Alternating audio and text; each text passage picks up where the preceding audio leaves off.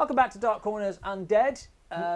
Yeah, we're just going to drop it. This is going to be a This is a bonus episode, like a response to stuff. Because you want to bitch about one thing, and I want to bitch about another. Yeah, which is essentially what we do. Rather than bitching about older stuff, we're going to bitch about some new stuff. New stuff. Okay, so you saw the new Mummy trailer. I did. A lot of people saw the new Mummy trailer. Many of them may not have known what it was for. I think it looks like a lousy film anyway, don't get me wrong. What it's not is anything to do with the Mummy. It starts off as Mission Impossible, and I have to drop credit to one of our followers on Twitter, John Hopper, I think it was, who described it as Mission Embalmable, which I think is a fantastic. So, this is part of Universal's attempt at rebooting the Universal horror franchise, which they've already into an integrated universe, which they already tried. Yes, with Dracula Untold, which they've now disowned as part of that reboot. Yeah, so hopefully it'll only be a matter of time before they disown this as well. The fact is, I am one of the few people who actually thinks that a sort of Universal horror universe could work. I think this is an interesting idea. I think that a lot could be done with it. I love those characters. I don't see any reason they shouldn't all exist within the same world. But I want that world to be recognisably the world that was established. These are the properties that they're using, the ones from the 30s. These are all films that that have like at most a 12 certificate. There's no reason that this couldn't be a franchise. What Universal's doing is trying to create their own superheroes. They're turning them into superheroes. I don't understand why they're doing it. I do understand why they're doing it. They think they're going to steal some of Marvel's money, which they're not. It's just they had the opportunity to do something new, to create a franchise that was original and interesting and which stood apart in the marketplace, and they decided not to do that. They just want to be exactly the same as everybody else because everybody else seems to be making money and they wanted a part of it. And that just pisses me off more than I can put into words. You're for a Universal monster franchise universe. I think it can work. But it didn't work in the past. No. And it was like, that was sort of like the death nail of it, when Frankenstein met Dracula, met... But when they started to do that was when the movies became B pictures. It was when they were done caring. Mm-hmm. It has to be done by somebody who cares about this stuff. I guess you're feeling that there's no one voice behind the Universal horror franchise now. I would agree with that, yeah. It's a studio who wants to make money as opposed to somebody who has a creative vision. Yeah, absolutely. That's certainly what I feel to be the case. I don't know if that's true, or if there is one person behind it, I dislike his vision. I don't believe they have a vision beyond making money. I think it's a real shame to go into their vaults like this and take these characters that were so great, that have such fantastic heritage, and which could be made into interesting stories, and to force them into something that they're ill-suited for. It's perplexing to me. That is what they do. I love the fact, by the way, we've got to make mention of it. It's like someone saw the trailer and just thought, well, this has very little to do with horror, very little to do with the classic films, and then just voiced over that one line from Bride of Frankenstein over the top of it, as if to hint, there is a bigger universe. It's not just Tom Cruise and this weird mummy. It doesn't, that line doesn't play well there. No. It doesn't make sense. It makes sense in the context of Bride of Frankenstein where it's uttered, but it doesn't make sense.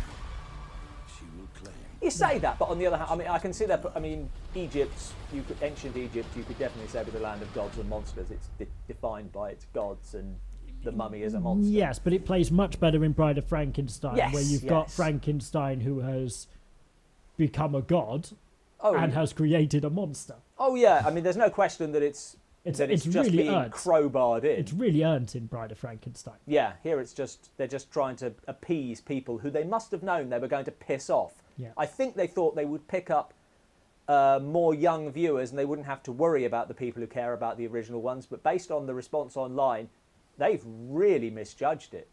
Nobody seems pleased with this. There doesn't seem to have been any positive reaction, which makes me think they may just go back in and re-edit, which is usually where things start to go wrong. No, It's just I think what they will end up doing is plumping more money into marketing and hope that it does well in China. That's the plan. Yeah, and I'm sure. The truth is, I'm sure it'll make money. Oh, it will make. Hopefully, it won't. It will make money. There you go. They'll make their money back. If you don't do one thing in 2017, make it going to see the Mummy. Yes. Okay. Okay, your go. Okay. Right. I saw Rogue One last night. What follows has massive spoilers. Yes.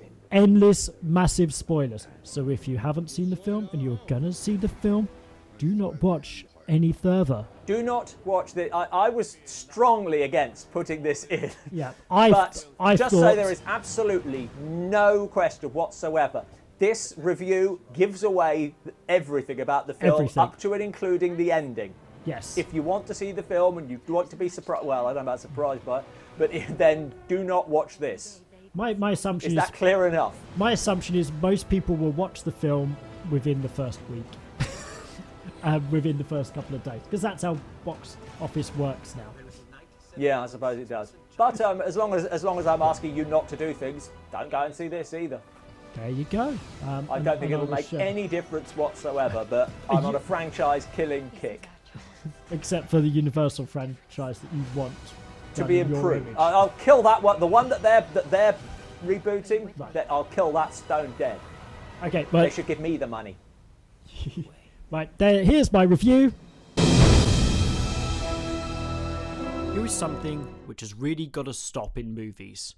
Knowing in jokes, nodding at the audience. Every time it happens, the film stops dead so the director can say, "Hey, do you remember this from the past? Yeah? You remember it?" It happened in The Force Awakens, and it happens here way too much. Before now, all Star Wars films and computer games kept the opening crawl. It was something that set the scene for the movie or game. Removing it, you start to wonder why, other than money and name recognition, this story even needed to be Star Wars, when it could have easily been a better movie without all that baggage. This style change follows through to name captions on planets and no crazy wipes. Meanwhile, sets and costumes are ripped right out of A New Hope. In an interview, director Gareth Edwards describes the film as playing with his Star Wars toys on a giant scale. And it really feels like it. I've got this Luke in Bacta-Tank toy, and damn it, I'm going to use it. Stick Darth Vader in there. And again, spoiler, just because an actor is dead doesn't mean he can't still be rammed in there in all his plasticky looking CGI Uncanny Valley glory. Every time Peter Cushing's Tarkin appears on screen, I squirmed uncomfortably. I hoped it would just be a cameo like in Revenge of the Sith, but he has a significant role. Furthermore, when Darth Vader rocks up, he's dressed in his A New Hope costume. Now, nerds among you know this costume changed going into The Empire Strikes Back. And let's just say, when he rocks up, it looks like cosplay, making the film feel like a well-made fan movie. The second time he rocks up, however, is pretty cool. Okay, so how about some more good stuff? I liked the new planets. More creative than The Force Awakens' Tatooine desert clone, English Lake District, and Snowy Forest. The more populous planets like Jeddah feel like they have an organic culture. I liked that the casting skewed older, so we didn't have a bunch of early 20-year-olds in high-ranking military positions. The new robot, K2SO, whose name I had to look up because I cannot remember anyone's name in this movie, was really good, and while he obviously had to be CGI, it never crossed my mind until later, when I thought, he fits in really well. Stormtroopers still can't hit the broad side of a sandcrawler, and this is taken to near comical effect when Donnie Yen walks across a battlefield and no one can hit him because he has trust in the Force. That's not how the Force works. Just like The Force Awakens was a remake of A New Hope, Rogue One feels like a remake of Return of the Jedi. Rescue a prisoner, land on a planet in a stolen Imperial craft, destroy a shield generator, have a ground battle, a space battle, and a personal battle, all happening simultaneously with a Mon Calamari in charge. It's a trap! Return of the Jedi does this better, as each story has a clear goal and a time lock, and characters we're fully invested in. And we'll have that shield down. We've got to give him more time. Furthermore, the story strands feel like a chess game. Briefly, each side gets the upper hand. Oh my! They'll be captured! Rogue One, however, feels more like the Phantom Menace, with a load of stuff going on and little ebb and flow in the battle. Our main characters complete their mission and die, rather than dying tragically before their time and raising the stakes. Much like the prequels, this was a story that didn't need to be told. From a plot point of view, we know they succeed, and that wouldn't matter if we cared about the characters. But they are a group of loners who never really bond realistically, making a character journey unsatisfying. There is a 97.6% chance of failure, especially given everything they have to sacrifice. Spoiler, there will be no Rogue 2 where they try to get the Death Star 2 plans. And this I actually really liked. It was great seeing a film that was not setting up a sequel with these characters. It meant the threat was real, and that is something that is really missing from films today. Sadly, I could not bring myself to care about their fate. What did you think of that? Well, I didn't see it. I think did. your from what review I've told suffers you- from the fact that you don't really have enough footage from the film There's to demonstrate any of the points that you're making. Yes. But beyond that, I am completely unsurprised, Yeah. and I'm very much I didn't plan to go and see it. It seems like that was the right decision. And on that note, keep watching, keep sharing. See you next time. Bye-bye.